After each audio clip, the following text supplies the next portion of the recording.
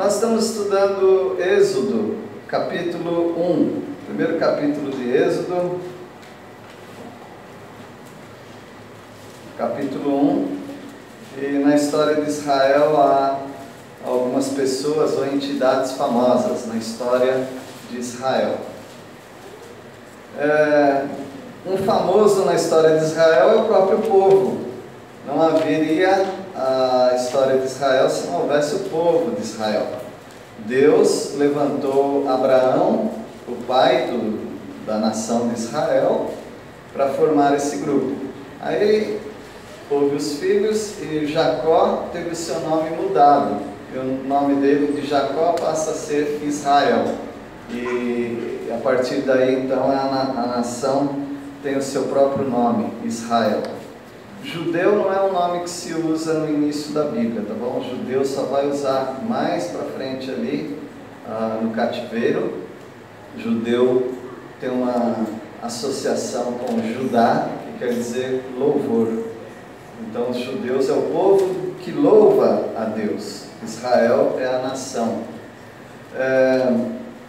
Então esse povo se tornou muito famoso porque, por causa de uma fome, acabou saindo da terra de Canaã, 70 pessoas, e essas pessoas foram até o Egito, foram muito bem recebidos, ficaram numa terra chamada Gósen, e nessa terra eles poderiam fazer aquilo que eles mais sabiam fazer, que era cuidar de gado. E dessa maneira eles conseguiram sobreviver, e não apenas sobreviver, mas se multiplicar assustadoramente, porque Faraó ficou assustado com o número de israelitas naquele local, ou seja, na terra deles. Agora eu estou falando de outro Faraó. Faraó não é um nome, Faraó é um título. O Faraó que recebeu o povo de Israel, ele foi muito solícito, mas ele morreu e veio um outro Faraó, talvez o Ramsés, não sabemos.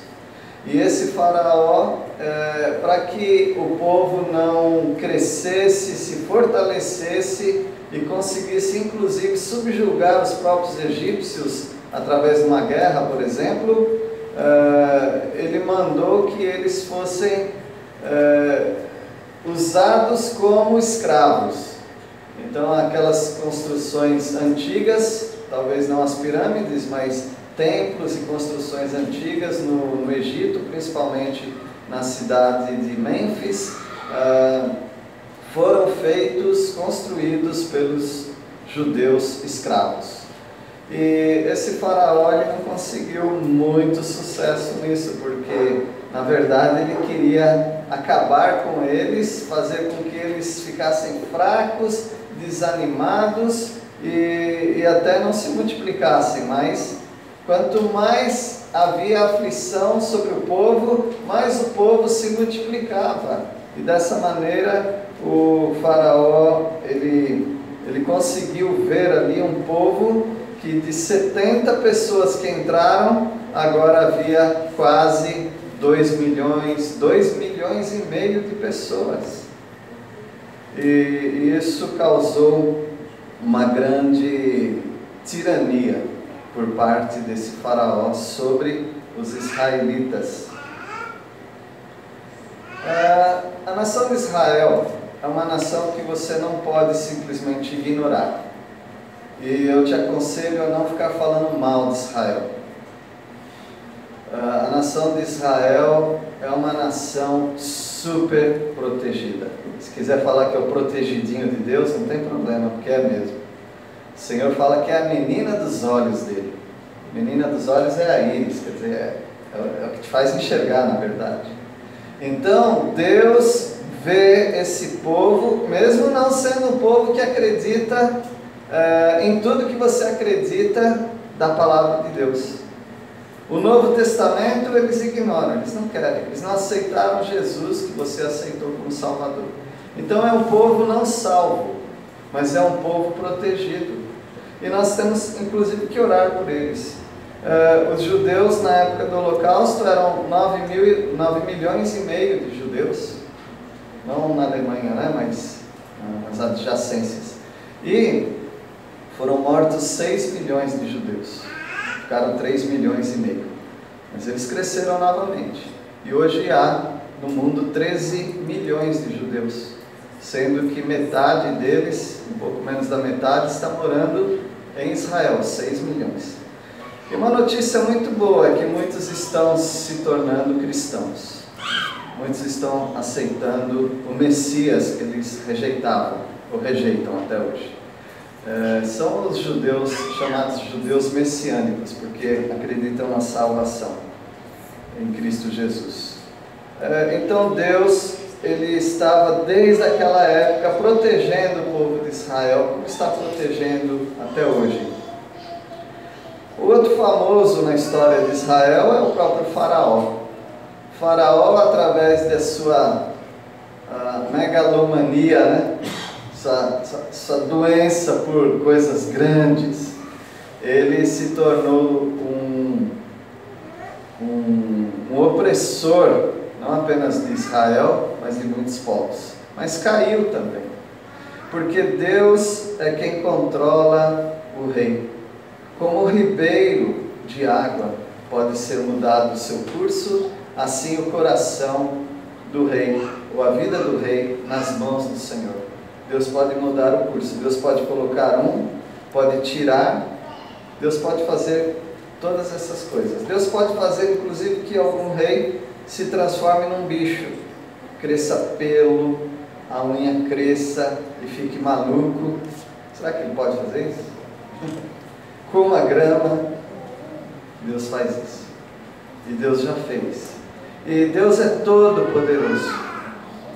E quando alguém quer mexer com o povo dele, o povo de Israel, ele sabe muito bem como lidar com os perseguidores de Israel. Tem mais pessoas famosas na história de Israel, são as parteiras. As parteiras se tornaram muito famosas naquela época.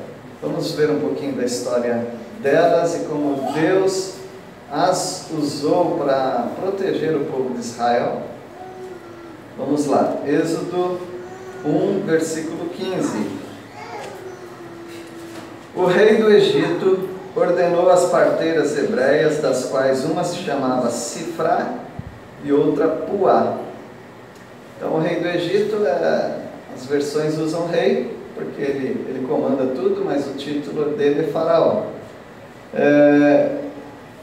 Então eles tinham parteiras, né? Como os povos antigos tinham parteiras, os nossos avós tinham parteiras, não avós de todos aqui, tá bom? Para alguns é bisavós. Mas as parteiras voltaram, né? Algumas voltaram com outros nomes, né? Um nome mais chique, mais requintado, mais, então, com mais recursos até, mas alguns tentam voltar a essa prática do parto com parteiras. Essas parteiras, elas tinham uma importância muito grande no Egito, não apenas porque elas ajudavam no parto, evidentemente, mas porque elas faziam o trabalho dos deuses, como os médicos também, né? Os médicos, por alguns e por algum tempo, também eram considerados deuses, porque eles conseguem trazer um ser à vida. E é claro que eles não estão produzindo vida, eles são apenas o canal, o instrumento para ajudar uma mulher trazer a vida de alguém a este mundo.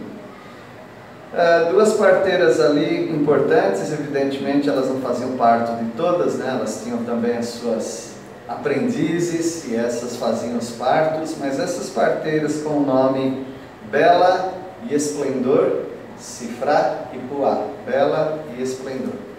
Essas mulheres, elas receberam uma proposta indecente,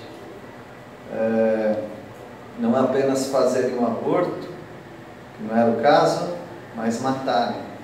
Matarem, não que o aborto não seja um assassinato, mas depois do nascimento, Ao verificar se fosse um menino, elas deveriam matar o menino.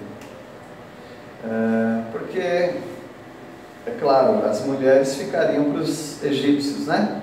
Quando elas crescessem, elas se tornariam esposas dos egípcios, e os egípcios continuariam dominando naquele reino. Mas os homens sempre oferecem perigo de serem guerreiros, de serem perigosos. Então, dessa maneira, o faraó queria exterminar qualquer possibilidade do povo de Israel se levantar contra o Egito. Esse era o plano dele, como é o plano de Satanás também, destruir a obra de Deus. Versículo 16, dizendo: quando servirdes de parteira às hebreias, examinai. Se for filho, faz o quê? Matai-o. Mas se for filha, que viva. Agora eu quero pedir uma versão da Bíblia aqui bem antiga. Será que alguém tem? A Bíblia corrigida? Porque a minha é atualizada, né? Tem uma mais antiga que é corrigida. Alguém tem? Pode ser trinitariana, pode ser textos fiéis. Se não, alguém procura no celular. Alguém tem? Aline tem. Ô, Aline! Vamos lá. É 17? É 16. E disse: quando ajudardes a dar à luz as hebreias, e as virdes sobre os assentos, se for filho, matai, mas se for filha, então viva. Tiraram da nossa Bíblia. Então, palmas para essa versão. Porque essa versão aí é que está correta. Quando vocês virem as mulheres dando a luz sobre o assento, essa é uma palavra hebraica, oben, que quer dizer uma banqueta de dar à luz, banqueta de parto. Então as mulheres da nossa época dão luz, né? A nossa sociedade pelo menos, dão à luz deitadas, né? Mas muitas indígenas e as hebreias, elas davam à luz de cócoras, que é muito mais eficiente na questão de gravidade, né? A própria gravidade. Mas eles faziam uma calha, onde havia então tijolos de um lado, do outro, onde elas colocavam as pernas e uma saliência, uma reentrância, né? Onde ali era uma calha, e ali elas davam à luz aos seus filhos, de cócoras. Então as parteiras, elas tinham que ficar de olho ali, naquele processo do parto, e elas já tinham que pegar de primeira mão, porque as hebreias podiam ser muito espertas, e elas dariam à luz e já sabendo daquilo que aconteceria, então elas já esconderiam, né? Pegariam a filha mais velha ou alguém da família, já esconde. Mas o faraó, ele queria usar essas mulheres parteiras como as assassinas dos meninos. Herodes fez a mesma coisa, não foi? Herodes, querendo matar o Rei dos Reis, o Senhor Jesus, ele mandou matar os meninos de 2 anos para baixo. Aqui nós temos um problema moral. E o crente sofre esse problema moral também. Nós devemos ser obedientes às autoridades ou não? Eu contei hoje pela manhã de uma jovem que ela trabalhava com crianças, era uma enfermeira, e não é que ela trabalhava com crianças, mas ela tinha um hospital infantil e ela dava assistência também. E na época do Holocausto, ela tratou de salvar aquelas crianças judias. E ela salvou 2.500 crianças naquela época. Foi descoberto o plano dela, ela foi presa, torturada, conseguiu fugir, mas ela não foi embora para um lugar que ninguém descobrisse onde ela estava. Ela falsificou uma identidade para ela e ela continuou no mesmo lugar salvando crianças. E ela cada criança que ela resgatava, ela arrumava um lar em outros lugares, né? Até em outros países, para que pessoas acolhessem aquela criança, mas com uma condição. Ela fazia uma documentação falsa, mas ela guardava a documentação verdadeira.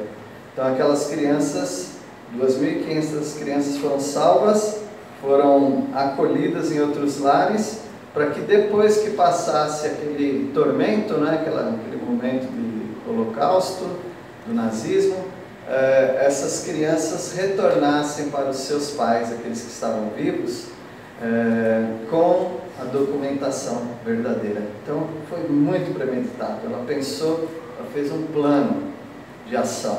Ela não obedeceu ao governo dela. Isso foi na Polônia. Então ela é conhecida como Anjo de Varsóvia. Eu acho que o nome dela é Irena, mas eu não me lembro. Tá, bem conhece. Irena, né? Muito bem. E versículo, já vamos falar desse problema moral das parteiras. Versículo 17. As parteiras, porém, isso quer dizer que elas não concordaram, né? Porém, temeram a Deus e não fizeram como lhes ordenara o rei do Egito. Antes, deixaram viver os meninos. Foram desobedientes a uma lei cruel. E dessa maneira, elas pretendiam não apenas salvar crianças, mas obedecer a Deus. Elas temeram a Deus. Eu acho muito bonito isso, porque Irena, Schindler e tantas outras pessoas, elas fizeram pelo bem-estar da humanidade, mas não porque temeram a Deus. E essas mulheres aqui, elas temeram a Deus. Isso destacou na minha mente. Salvar crianças, ótimo, muito importante. Mas qual é a sua motivação para fazer isso? Simplesmente porque são seres humanos? Também está ótimo. Mas tem algo mais nobre do que fazer coisas boas. É fazer para aquele que é bom, que é o nosso Deus. Porque ao fazermos essas coisas, nós somos como Deus. Nós somos bons iguais a Deus. Bons iguais a Deus nunca seremos, mas seremos imitadores dele. Elas deixaram viver os meninos. Elas estavam desobedecendo a Faraó. Versículo 18. Então o rei do Egito chamou as parteiras e lhes disse: por que fizestes isto e deixaste viver os meninos? Agora elas têm que prestar contas. Você pode desobedecer, mas você tem que prestar contas. E o versículo 19: responderam as parteiras a Faraó. Sabe como é, né? É que as mulheres hebreias não são como as egípcias, são vigorosas, e antes que lhe chegue a parteira, já deram à luz aos seus filhos. Parte, verdade. As mulheres hebreias eram mais vigorosas, mesmo porque elas faziam mais exercícios. Elas eram escravas, então elas carregavam barro, elas amassavam barro, elas carregavam peso. Então essas mulheres realmente adquiriram um vigor físico. E esse vigor físico nós sabemos que ajuda também no parto. E essas mulheres davam à luz, e antes que as parteiras chegassem, salvavam os bebês. Mas espera lá, eu estou dizendo que aconteceu isso. Talvez tenha acontecido isso algumas vezes, mas de fato elas estavam mentindo. De fato elas estavam escondendo de Faraó o que realmente estava acontecendo. Elas estavam, de modo premeditado, elas estavam protegendo aqueles meninos. Por quê? Isso, porque temiam a Deus. Isso é importante. Por exemplo, tem pessoas que são contra o aborto, mas não temem a Deus. Nós não estamos dizendo que tem que ser abortista, mas nós estamos dizendo que há pessoas que fazem coisas boas, mas há pessoas que fazem coisas boas com uma motivação nobre. E é isso que eu gostaria que vocês pensassem. Não apenas fazer as coisas certas, mas saberem por que vocês estão fazendo isso. Não vai fazer igual algumas... isso aqui é lenda popular evangélica, não sei se acontece, né? No meio de pessoas que têm uma moral diferente da nossa, pessoas que bebem, pessoas que têm práticas sexuais diferentes. Então, aí eles falam para um crente, quando eles convidam, né? Que Provérbios fala: se os pecadores te convidarem, não consintas. Aí você tem que dar uma razão por que você não está consentindo. Alguns falam: porque na minha religião não permite. É porque na minha igreja não é esse costume. Não, assuma você, coloque você a roupa da santidade diante do Senhor e fala: é porque eu temo a Deus, é porque eu tenho um relacionamento com Deus. Se as pessoas da minha igreja estão fazendo porque a igreja está mandando, é problema delas, mas eu faço porque eu amo a Deus, eu temo a Deus.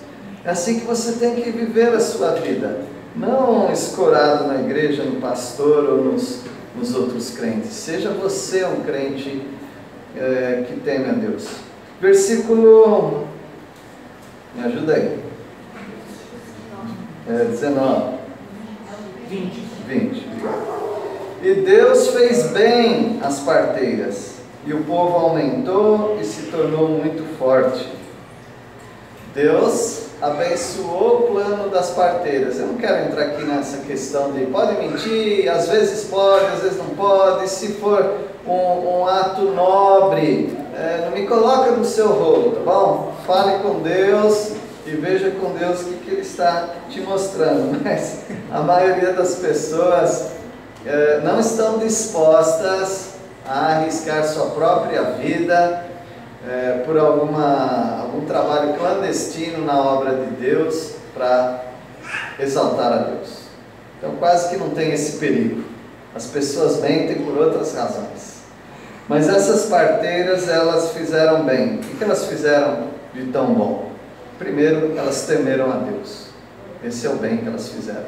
E depois, elas fizeram o que todo ser humano deveria fazer: proteger vidas.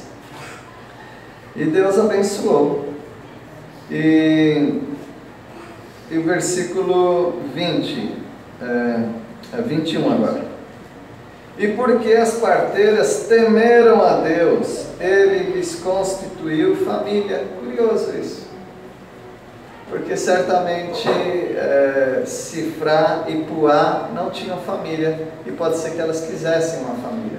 E pode ser até que elas faziam vários partos e elas mesmas não tinham filhos.